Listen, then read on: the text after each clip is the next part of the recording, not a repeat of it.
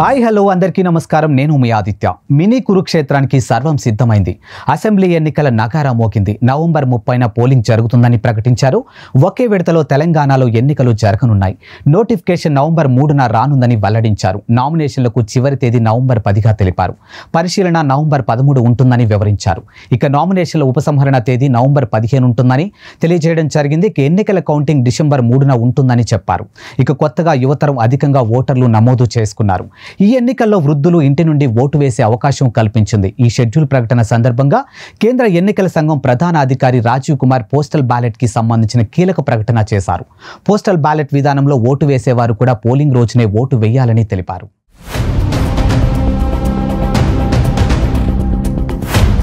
Postal ballot వేసేవారికి shock. మారిన rules. ఇది వరకు పోస్టల్ బ్యాలెట్ వేసేవారు ఎన్నికల పోలింగ్ జరిగాక కౌంటింగ్ తేదీ వచ్చే వరకు ఎప్పుడైనా ఓటు వేసేందుకు వీలుండేది. ఇప్పుడు కొత్తగా రూల్ కారణంగా వారు కూడా పోలింగ్ తేదీనే ఓటు వేయాల్సి ఉంటుంది. ఒక రకంగా ఇది వారికి షాక్ ఇచ్చే ప్రకటన అనుకోవచ్చు. ఎన్నికల విధుల్లో పాల్గొనేవారు పోస్టల్ బ్యాలెట్ ద్వారా ఓటు వేస్తూ ఉంటారు. అందువల్ల వారు పోలింగ్ డే తర్వాత వీలు చూసుకొని వేసేవారు. ఇప్పుడు కొత్త రూల్ కారణంగా ఎన్నికల విధుల్లో ఉన్నప్పటికీ అదే రోజు వీలు చూసుకొని తమ ఓటు వేయాల్సి ఉంటుంది. ఇది వారికి కొత్తగా ఇబ్బంది అయినా ఎన్నికలను అత్యంత పద్ధతిగా నిర్వహించే క్రమంలో కేంద్ర ఎన్నికల సంఘం ఈ నిర్ణయం తీసుకుంది. ఇంకా ఇలాంటి చాలా మార్పులు చేస్తుందని తెలియజేశారు. ఈసారి ఎన్నికల సంఘం ఎన్నికల నిర్వహణకు అత్యంత ప్రతిష్టాత్మకంగా తీసుకుంది. ఎప్పటికప్పుడు మెరుగైన మార్పులు తీసుకున్నట్లే ఈసారి కూడా చాలా మార్పులు చేస్తుంది. అందులో భాగంగానే పోస్టల్ బ్యాలెట్ విషయంలో వస్తున్న విమర్శలకు చెక్ పెట్టేందుకు ఈ నిర్ణయం తీసుకుంది. పోస్టల్ బ్యాలెట్ వేసేవారు పోలింగ్ డే తర్వాత వచ్చే ఎగ్జిట్ పోల్స్, ఇతర సర్వే అంచనాలను లెక్కలో తీసుకొని తదనుగుణంగా తమ ఓటు వేసే ప్రమాదం ఉందని భావించిన ఈసీ అలా జరగడానికి వీలు లేకుండా చేయాలని నిర్ణయం తీసుకుంది. అందువల్ల పోస్టల్ బ్యాలెట్ వేసేవారు ఎలాంటి ఎగ్జిట్ పోల్స్ కి ప్రేరేపితం కాకుండా తమ ఓటును స్వేచ్ఛగా వేయాలనే ఉద్దేశంతో ఈ రూల్ను తీసుకొచ్చింది. బీఆర్ఎస్ ఖుషి, కాంగ్రెస్ బీజేపీకి టెన్షన్. ఇక తెలంగాణ సీఎం కేసీఆర్ 2018లో వేసిన ముందస్తు ఎన్నికల ప్లాన్ అప్పట్లో ఆ పార్టీకి భారీ విజయాన్ని తెచ్చిపెట్టింది. అప్పట్లో ముందస్తు ఎన్నికలకు ఊహించని ప్రతిపక్షాలు ఎన్నికల సన్నద్ధం కాలేకపోయాయి. 5 ఏళ్లు గడిచాక ఇప్పుడు కూడా సీఎం కేసీఆర్ అదే ప్లాన్ చేశారు.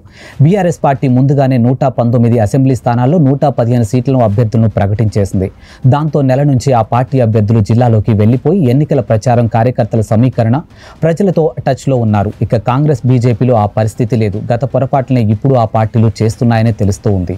కాంగ్రెస్ పార్టీలో అభ్యర్థుల ఎంపికకు స్క్రీనింగ్ కమిటీ ఏర్పాటైంది. ఆ కమిటీ తన ప్రతిపాదిత అభ్యర్థుల లిస్టులు కేంద్ర కాంగ్రెస్ ఎన్నికల కమిటీకి ఇచ్చింది.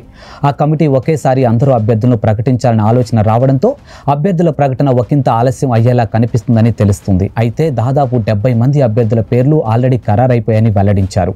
ఇక ప్రకటించకుండా ఆలస్యం చేయడం ఆ పార్టీకి మైనస్ అయ్యే ప్రమాదం ఉందని విశ్లేషకులు అంటూ ఉన్నారు. వామపక్షాలతో పొత్తు దృష్ట్యా వారికి కేటాయించే 2 సీట్ల విషయం ఇంకా ఫైనల్ కాకపోవడం వల్లే అభ్యర్థుల ప్రకటన ఆలస్యం అవుతుందని వాదన వినిపిస్తూ ఉంది. ఎన్నికల షెడ్యూల్ వచ్చేసింది కాబట్టి ఇక కాంగ్రెస్ త్వరపడాల్సిన పరిస్థితి కనిపిస్తూ ఉంది. బీజేపీ అభ్యర్థులపై ఉలుకు లేదు, పలుకు లేదు. బీజేపీ పరిస్థితి కూడా అలాగే ఉంది. ఆ పార్టీకి కూడా ఇంతవరకు అభ్యర్థులను ప్రకటించలేదు. తొలి జాబితా కూడా ఉమ్మడి జిల్లా నుంచి అభ్యర్థులు ప్రకటిస్తుందని తెలుస్తున్నా అది కూడా ఇంకా అమల్లోకి రాలేదు. అసలు బీజేపీకి తెలంగాణలో గ్రాఫ్ పడిపోయిందని ప్రచారం జోరుగా ఉంది. ఇలాంటి సమయంలో ఆ పార్టీ నెమ్మదిగా ఉండడం ఎన్నికల్లో నెగిటివ్ ఫలితాలు వచ్చే ప్రమాదానికి దారి తీయగలదని నిపుణులు విశ్లేషిస్తున్న వేళ అసెంబ్లీ ఎన్నికల షెడ్యూల్ వచ్చేసింది కాబట్టి తెలంగాణలో ఎన్నికల కోడ్ అమల్లోకి వచ్చేసింది. అందువల్ల ప్రభుత్వం ఇంకా కొత్తగా ఏ పథకాలు ప్రకటించే అవకాశం ఉండదు. అలాగే కొత్తగా శంకుస్థాపనలు, ప్రారంభోత్సవాలు ఉండవు. అలాగే భద్రతా వ్యవస్థలు యాక్టివ్ అయిపోతాయి. చాలా మార్పులు వచ్చేస్తాయి. పార్టీలు, కార్యక్రమాలు, నేతలు, అధికార ప్రచారాల విషయంలో షరతులు, తప్పులు. అందువల్ల ప్రతిపక్షాలు ఎంత త్వరతపడితే అంత వాటికి ప్లస్ అవుతుందని వెల్లడించారు. అదే ఆలస్యం చేస్తే దెబ్బతినే ప్రమాదం ఉందని విశ్లేషకులు అంటూ ఉన్నారు. మరి ఎన్నికలు బీఆర్ఎస్ కి ప్లస్ అవుతాయా లేక ప్రతిపక్షాలకు ప్లస్ అవుతాయా అన్నది ఫలితాలు ఇప్పుడు చూద్దాం.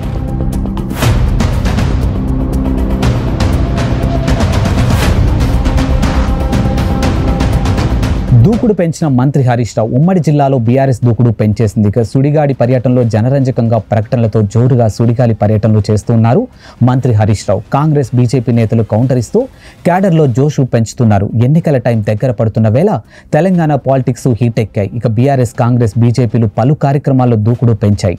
ఉమ్మడి మెదక్ జిల్లాలో వరుస పర్యటనలో చుట్టేస్తూ ఉన్నారు. ఇక బీఆర్ఎస్ అభ్యర్థుల గెలుపు కోసం ఏకంగా తానే రంగంలోకి దిగి ప్రచారాన్ని మొదలుపెట్టారు. గెలుపు కోసం ఇప్పటికే ఆయన ప్రచారం నిర్వహించారు. మంత్రి హరీష్ రావు సిద్దిపేట, దుబ్బాక, రామాయపేటలో హరీష్ రావు సుడిగాలి పర్యటనలు చేశారు. ఇక రామాయపేటలో ఇటీవల నిర్వహించిన సభలో పద్మాను ఈసారి భారీ మెజారిటీతో గెలిపించాలని ఎన్నికల ప్రచారాన్ని మొదలు పెట్టేశారు. అలాగే పాలమూరు, మంచిర్యాల జిల్లాలో ఎన్నికల అభ్యర్థుల గెలుపు కోసం ప్రచారం నిర్వహించారు. ఇక్కడ అనే తేడా లేకుండా ఉమ్మడి జిల్లాలో ఈ కొన మొదలుకొని ఆ కొన వరకు చుట్టేసి తిరిగి తన స్వంత నియోజకవర్గాల్లోనూ తేలుతూ ఉన్నాడు. బీఆర్ఎస్ అభ్యర్థుల్లోనూ జోషి పెంచారు. ఇప్పటికే రాష్ట్ర వ్యాప్తంగా అభ్యర్థులను ప్రకటించారు. ఇక కింగ్ కర్తవ్యం ఎన్ని నోటిఫికేషన్ల కోసం ఎదురు చూసిన అభ్యర్థులకు ఎన్నికల సంఘం తీపి కబురు చెప్పినట్లయింది. నవంబర్ 30న పోలింగ్ అని ప్రకటించడంతో అభ్యర్థులు ఆనందానికి అవధులు లేవు. ఎన్నికల సంఘం ప్రకటనతో ఓటర్లను ఎలా ప్రసన్నం చేసుకోవాలనే ప్రణాళికలు రూపొందించుకున్నారు. ఇక నియోజకవర్గాల్లో ఉంటూ ప్రజల్లో మమేకమై ఓటర్ను తమ వైపు తిప్పుకునేందుకు సన్నద్ధమయ్యారు. ఇక గులాబీ బాస్ ఆదేశాల ఉత్సాహంతో ఎన్నికల ప్రచారం మొదలు పెట్టవచ్చని భావిస్తూ ఉన్నారు.